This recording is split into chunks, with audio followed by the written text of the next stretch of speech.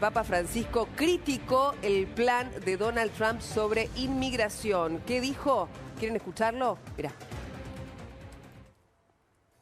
Domani ci sarà l'insediamento del presidente Trump, il quale ha già fatto sapere che fra 2 giorni vuole cominciare il suo programma di espulsione degli immigrati irregolari dagli Stati Uniti.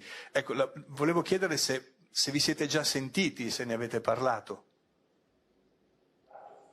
No, non ci abbiamo sentito. Lui è venuto una volta qui, quando era presidente l'altra volta, ma non ci siamo sentiti. Ma questo, se è vero, sarà una disgrazia, perché fa pagare ai poveri disgraziati che non hanno nulla il conto dello squilibrio. Non va. Così non si risolvono le cose. Così non si risolvono.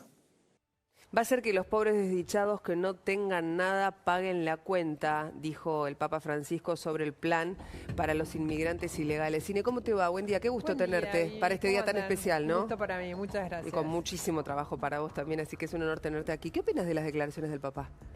Bastante previsible, de hecho se venían venir. Hace 2 semanas el Papa nombró a Robert McElroy como arzobispo de Washington, un religioso muy alineado con esta mirada que él muy sucintamente emitió. Sí.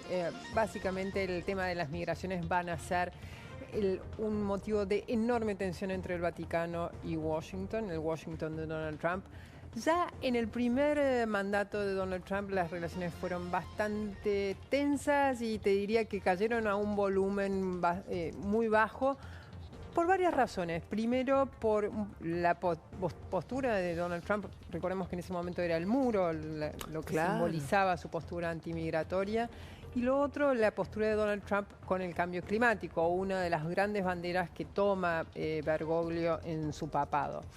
Recordemos que Donald Trump salió del Acuerdo de París y pretende volver a salir luego de que lo haya reingresado Joe Biden en Estados Unidos.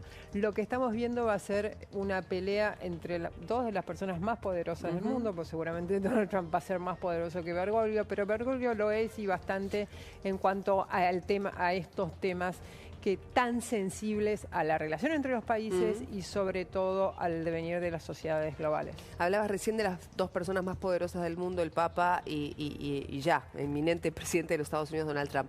¿Un Donald Trump que llega más poderoso que antes? Llega enormemente más poderoso, llega más legitimado, más validado y llega, digamos, con 2 sensaciones que probablemente sean conflictivas entre ellas y vayan a determinar y a moldear los próximos 4 años de mandato de Donald Trump. Por un lado, se siente validado por el voto, un voto en el que lo encontró ganador en el colegio electoral, como en 2016, pero también en el voto popular, a diferencia de 2016, cuando perdió en el voto popular contra Hillary Clinton. Entonces, eso va a hacer un Donald Trump que ya sienta que tiene que darle forma a su papel en la historia. Va a gobernar para la historia, toda esta serie de medidas que a partir de mañana, con decretos que ya tienen que solo firmar, va a darle forma a un gobierno disruptivo en el que quiere dejar su huella ya, en el primer año de gobierno, porque es un mensaje hacia Estados Unidos y un mensaje hacia afuera. Pero por el otro lado, hay un Donald Trump que se siente validado por el voto también y muy probablemente, como ya ha mostrado en otras ocasiones, va a ir por una especie de vendetta contra quienes él cree que fueron todos aquellos que lo sometieron a estos procesos judiciales de los cuales se salvó. Básicamente los demócratas, la prensa y el Poder Judicial. Y parte del FBI. Ahora, entonces, para muchos era impensado que él volviera a ocupar, impensado. ¿no? Primero estuvo siempre en duda si semejante cantidad de juicios, de procesos judiciales, recordemos que tuvo 4 muy importantes, le iban a permitir llegar a las elecciones. Eso por un lado recibió, digamos, un empujón, un gran favor de la Corte Suprema conservadora que él mismo moldeó en su primer mandato y le permitió. Pero también estaba no solo los juicios, ¿no? También el recuerdo del 6 de enero de 2021, recordemos una enorme cantidad de seguidores de Donald Trump irrumpieron, tomaron con muchísima violencia, hubo muchos muertos, el Capitolio. Y bueno, él va a firmar sus indultos, imagino, ¿no? Bueno, él supuestamente va a firmar indultos. Hay muchas cosas allí que vuelvo a lo mismo. Este proceso, si él emprende una venganza, una vendetta contra todo lo que él cree que fue lo que impidió que volviera que se quedara con el triunfo en 2020, va a ser muy contraproducente para él, porque hay muchas encuestas. Este fin de semana hubo 3 bastante, descriptivas del estado de ánimo de los norteamericanos que muestran que los norteamericanos están más de acuerdo con las políticas de Trump que con el propio Trump. Claro. Y una de esas cosas que no quieren de Trump es el indulto generalizado a quienes participaron del 6 de enero del 2021.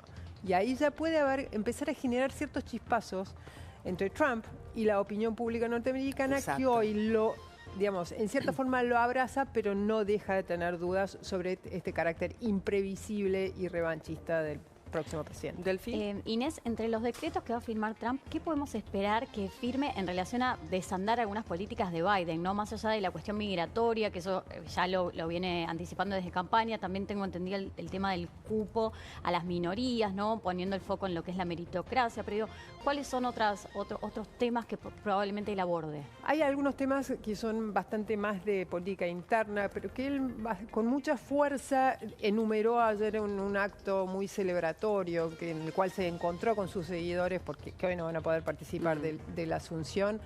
Y básicamente podemos esperar una marcha atrás en una serie de regulaciones ambientales que impuso Biden, que fue también una de las banderas que adoptó Biden en su presidencia. Podemos otras, y esto es muy interno, ciertas medidas de protección de los funcionarios de la burocracia norteamericana. Ahí es muy probable que haga mucho esfuerzo en desandar Trump, las medidas de Trump. ¿Por qué? De Biden, perdón. Porque también las encuestas muestran que los norteamericanos están hartos de la burocracia a la que se tienen que enfrentar a la hora de lidiar con el gobierno, fundamentalmente el gobierno federal. Ok, sí. Ine, en relación a la situación de Venezuela, ¿crees que puede expedirse rápidamente Trump? No. Es de esperar algún tipo. No va a ser su prioridad de política exterior, va a ser sí su prioridad de la política exterior para América Latina. 2 prioridades: Venezuela y la relación con China, porque la relación con China es el paraguas que sobre el cual van a estar comprendidos todos los temas de Estados Unidos con el mundo, desde la relación con sus aliados de Europa, desde la relación con sus enemigos, sea Rusia, sea Corea del Norte. Todo va a estar regulado por la relación entre Trump y Xi Jinping, Estados Unidos y China. Ahora, para Venezuela es una gran duda, Ceci, porque tenés muy dividido el gabinete y, digamos, el círculo cercano dentro del gabinete de Donald Trump responde prácticamente a la misma ambigüedad que él ha mostrado respecto de Venezuela. Por un lado tenés aquellos alineados con lo que fue en el primer mandato de la política de máxima presión, es decir, aislar a Maduro, tratar de que caiga, aislándolo por completo, sin apelar al recurso de última instancia que era un desplazamiento militar, pero amenazando con él. Ahora, eso no funciona. Entonces, evidentemente van a tener que poner otras políticas en marcha. ¿Cuáles van a ser? Bueno, hay muchos que dicen va a haber un acercamiento entre Trump y Maduro, sobre todo propiciado por un personaje que va a ser clave en la política exterior norteamericana, que es Rick Grenell, que es un hombre muy pragmático a la hora de decidir cómo Estados Unidos se relaciona con el mundo. Ahora te quiero preguntar qué opina la clase media baja de un Trump que claramente se está rodeando de multimillonarios. De hecho, a la ceremonia de Asunción, ¿no? Bueno, la presencia de Zuckerberg, de Jeff Bezos, de Elon Musk. Bueno, te quiero preguntar sobre eso. ¿Cuál es la agenda del día de hoy, Delphi, para Trump? Bueno, la agenda del día de hoy está comenzando ahora y justamente va a ser la ceremonia religiosa que mira, acaba de comenzar. No sé si tenemos la plaquita como para repasar la agenda, si no, ahí está. Bueno, tenemos la ceremonia religiosa que comienza ahora 8:30 horario Washington, justo hace 5 minutos comenzó. Luego, en realidad, él se reúne con Biden en el famoso van a tomar el té juntos y se reúne todo lo que es se traslada lo que es la comitiva hacia el Capitolio. Por una cuestión climática, esto por primera vez en 40 años va a ser dentro del Capitolio. Bueno, ahí se va a realizar lo que es propiamente dicha la jura, ¿verdad? Y después él va a dar un discurso que más o menos va a rondar los 40 minutos. Luego va a estar el famoso desfile y presentación artística, que también va a ser en un estadio, ¿no? Bueno, de nuevo por la cuestión climática. Allí va a haber, bueno, un saludo a las delegaciones extranjeras. Por la noche va a tener 3 bailes y por supuesto va a cerrar con el baile oficial que tiene que ver con el Starlight, bueno, que es donde allí justamente le va a hablar a los empresarios, ¿no? Un poco también lo que vos estabas mencionando. Exacto. Sí. Sigue bailando, porque bailó ya con Village People, ¿no? Lo vimos. Exactamente. Bueno, acá tenemos un poco lo que decíamos, más precisos los horarios, ¿no? A las 11:40 Argentina, Trump es recibido por Biden en lo que es la Casa Blanca. Bueno, la famosa foto, ¿no? La famosa foto de transición entre los dos mandatarios. Vamos a ver cómo queda esa imagen. Luego, 13:45 Argentina, presta finalmente juramento Donald Trump y luego brinda su discurso, que lo decíamos, bueno, va a rondar más o menos los 40 minutos y muy probablemente va a hablar un poco de todas esas promesas de campaña y de esta hoja de ruta que ya arranca desde el primer día de... Ceci, ¿cuáles van a ser los invitados? Y ahora quiero volver con Ine para que me conteste esta consulta de, bueno, muchos multimillonarios en la asunción de Trump. ¿Qué significa eso? ¿Cuáles van a ser los invitados? Bueno, ahí lo vamos a estar viendo, Vivi, porque, a ver, Javier Milei, decía yo, el presidente argentino, que hace casi un año, el 24 de febrero pasado, en Washington, cuando se encontró con Donald Trump en la conferencia de la CEPAC, le dijo que esperaba volver a verlo pronto y ya con él como presidente. Entonces, bueno, finalmente esto sucede. En el medio se vieron otras veces, pero acá algunos de los principales invitados. Además de Milei, va a estar la representación de China dada por el vicepresidente de China. Después va a estar Giorgia Meloni de Italia, Emmanuel Macron de Francia, Olaf Scholz, el canciller alemán. Y vamos a ver una segunda placa que muestra a Nayib Bukele de El Salvador, a Daniel Noboa de Ecuador, a Víctor Orbán de Hungría y a Keir Starmer, representante británico, va a estar yendo. También va a estar Santiago Abascal, el líder de Vox, que también tiene mucha relación con Javier Milei, el expresidente Jair Bolsonaro, que exactamente que no pudo viajar. Está su esposa, ¿no? Y su hijo Eduardo, que se fotografió incluso con Toto Caputo, y Nigel Farage, el fundador del Partido Reformador del Reino Unido, también entre los asistentes. Bueno, la pregunta para Ine que había dejado planteada yo es, ¿para quién va a gobernar Trump? Ine, ¿para las mayorías? ¿Para, a ver, los que tienen mejor poder adquisitivo? Bueno, él dice que va a gobernar para el norteamericano, digamos, de a pie, el común y corriente, no para los... No, ¿pero es así? Bueno, las primeras medidas supuestamente responden un poco a eso. Por ejemplo, la implantación de aranceles gigantescos, sobre todo a los productos que vienen de China, pero también al resto, están destinados a abaratar los precios. Y eso es fundamental para Trump.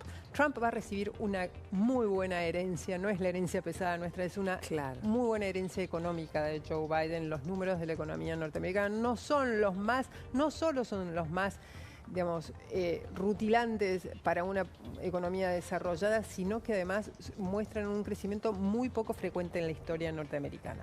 Ahora, hay una pequeña franja de la economía de la cual se olvidó por completo Joe Biden y fue una de las razones de la derrota demócrata del 5 de noviembre, que es a muchos norteamericanos y una porción muy importante del electorado, el salario no recuperó lo que perdió en esos 2 años de inflación extrema, una inflación que en su mayor punto llegó aproximadamente entre 8 y 9%. Para nosotros no es nada, para ellos fue absolutamente devastadora.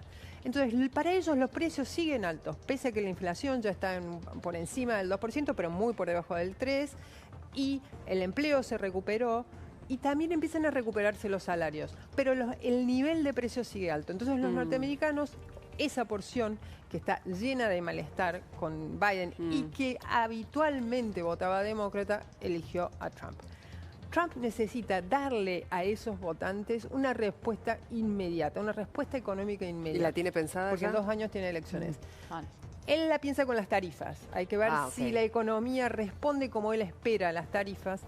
Si no, eso no le provoca un nuevo pico inflacionario. Si ese pico inflacionario nos lleva a una suba de tasas, y ahí volveríamos a tener los mismos males que hicieron que los demócratas perdieran las elecciones. O sea que esto que vos estás marcando fue claramente lo que hizo que Biden no pudiera seguir un segundo mandato, más allá de que él decidió... Además de otras cosas, sí. Por sus problemas Porque, de salud, ¿no? digamos, los demócratas fueron muy negligentes con ese reclamo insistente, porque fue verdaderamente insistente de una porción de norteamericanos. A una enorme porción también se le recuperó el salario y llegó, e incluso empieza ahora a sobrepasar los niveles de inflación. Recién ahora, recién en 2024 y en lo que va de 2025. Pero una enorme porción no. Y eso fue determinante para, digamos, condicionar el voto de muchos norteamericanos y también para generar un relato del cual se agarró muy efectivamente Donald Trump. Claro. Ahora, ahí él necesita